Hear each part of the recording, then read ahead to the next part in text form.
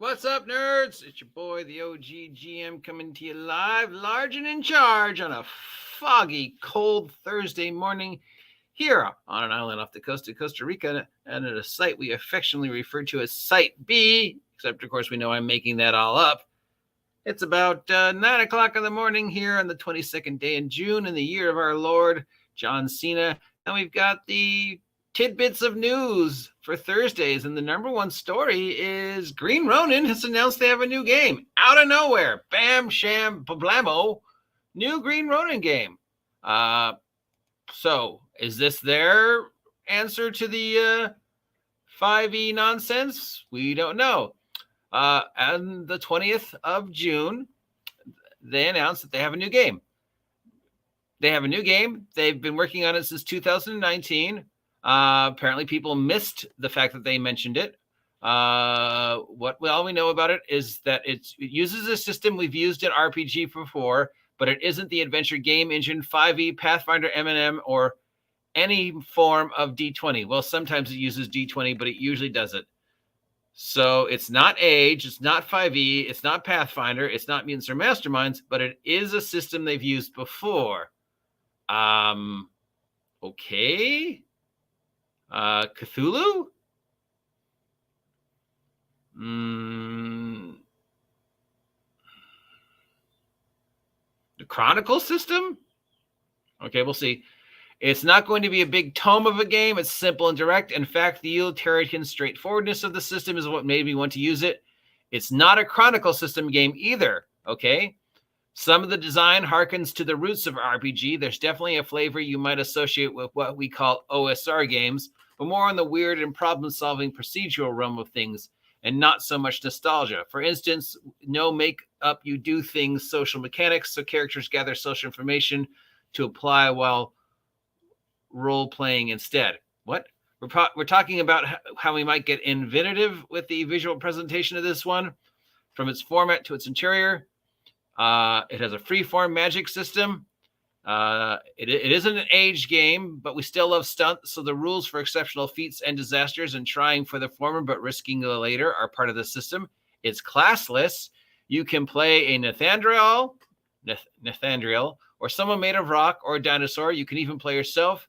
Note that it's not a hint that it's a generic game. I'll have you know rock people, dinosaurs, Neanderthals, and evil people like you each have specific roles in the setting. Yeah, it's got a setting and imaginary worlds aiming to be strange in its familiarity. Where Cthulhu Awakens started from the premise, what if we made a Cthulhu Mythos game setting in modern day? Delta Green. This one asked the same question about another subgenre well known for its roots in the past. The game has a potential cover already. You can see it by the article. So yeah, we've got this. Hold on. So that's the cover there. We got a bear. We got a woman with a gun and a guy casting a spell, I think. I don't know. And they're fighting generic bad guys and a head.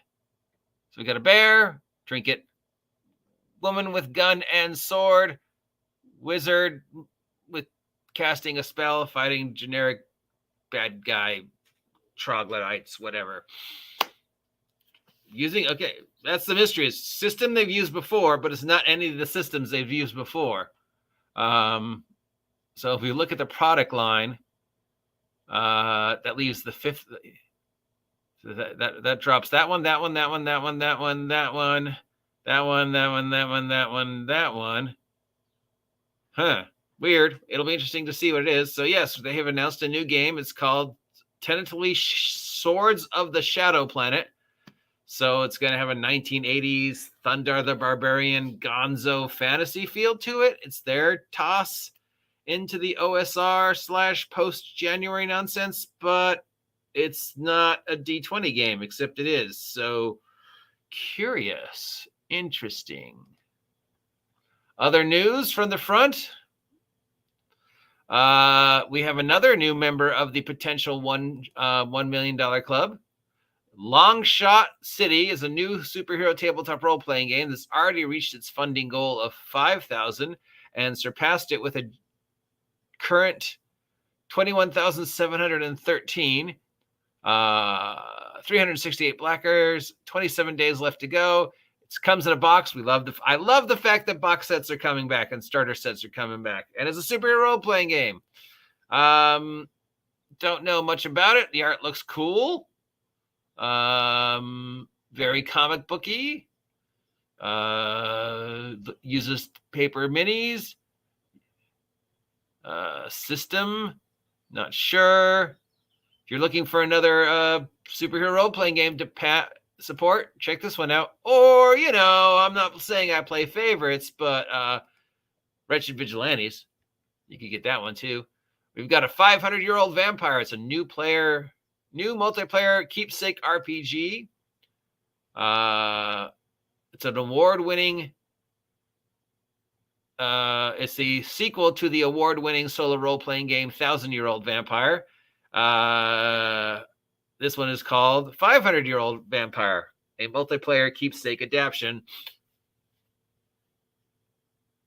of 1,000-Year-Old Vampire. Excuse me.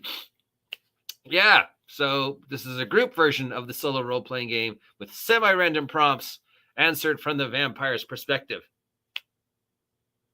You know how I feel about these games.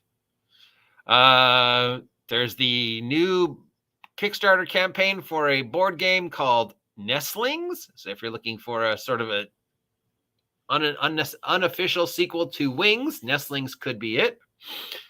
We've got some robot heads. These look cool. This comes from a company called Puppet Wars. And their heads you can put on other figures. So if you're into kit bashing and making your own figures, here's some giant robot heads to add a little anime love to your game. We already talked about this. The Games Workshop free to download Warhammer 40K app. So if you are a Warhammer 40K person, this could be great for you because you can put your whole army on the app and then, watch as your beloved Chaos Warriors die one by one. And then we've got from Bright Late Media, the latest expansion to Mixtape Massacre, Time Warp. If you're not familiar with what Mixtape Massacre is, it is a series of board games / party games that came out shortly after a certain TV show made 1980s cool again. And the retro 1980s feel really cool. And the fact that all this weird stuff was going on in the 1980s and we didn't know about it. I believe the show was called Stranger Things. You might have heard of it. It was a little small independent TV show with not much of an audience. I don't know. Anyways, yeah. If you never saw the 3-part horror thing on Netflix, what was it called? Fright Night or whatever? Frightville? Oh, God. It's awesome. And it really looks at those genres of the 80s and 90s slasher horror. Yeah. It's great. So these guys sort of made a series of games sort of based upon Stranger Things and just sort of the slasher horror of the 80s and 90s. And it looked at all the other little subgenres. And now their latest one is a time travel one. Yeah, cool. If you've never saw a horror comedy called Detention, it's probably one of the influences on that. So obviously the big story, though, Green Ronin, new game. Don't know anything about it. We know what it's not.